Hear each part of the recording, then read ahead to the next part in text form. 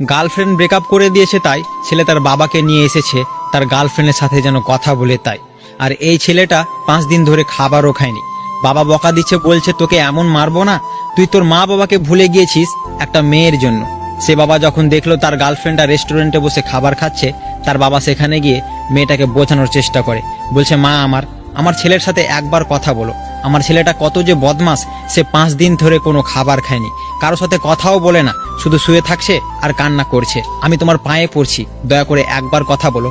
মেয়েটা এসব দেখে অবাক হয়ে গেল। তারপর মেয়েটা ছেলেটার কাছে যায়। আসলে কথা কি জানো, ছেলেটা চায় মেয়েটা সারাদিন সারা রাত শুধু তার সাথেই কথা বলুক। এই জন্য মেয়েটা পড়াশোনার টাইম পাচ্ছিল না, তাই সে রেগে তার সাথে কথা বলা বন্ধ করে দেয়। মেয়েটা ছেলের কাছে গিয়ে বলে, এসব কি কাণ্ড ঘটাচ্ছ, এই জন্য তোমার সাথে কথা বলা বন্ধ করে দিয়েছিলাম। আমি তোমাকে ভালোবাসি, কিন্তু তুমি বোঝো না কেন, এখন আমাদের সময় নাই, এখন আমাদের পড়াশোনা করা দরকার। কিন্তু ছেলেটা মানে না, ছেলেটা চাই শুধু তার সাথে যেন সারাদিন সারা রাত কথা বলে। তারপর মেয়েটা তার বাবাকে বলছে যে আমি ওকে বুঝিয়ে দিয়েছি, সে এখন খাবার খাবে। ছেলে বলে, বাবা ও আমাকে ব্লক করে রেখেছে, বাড়ি গিয়ে সে আমার সাথে কথা বলবে না। তখন মেয়েটা বলে, আমি তোমার ব্লক খুলে দিচ্ছি, আমি তোমার সাথে কথা বলবো, দয়া করে তুমি ঘরে গিয়ে খাবারটা খেয়ে নিও।